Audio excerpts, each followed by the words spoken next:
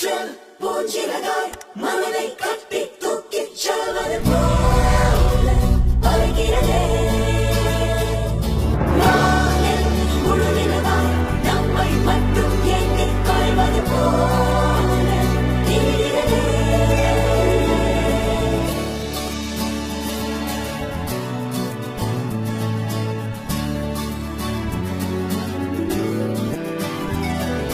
மெல்லச் சிரித்தாய், என் உள்ளம் சரித்தாய், விழியாலே நீ என்னை தீண்டினாய்.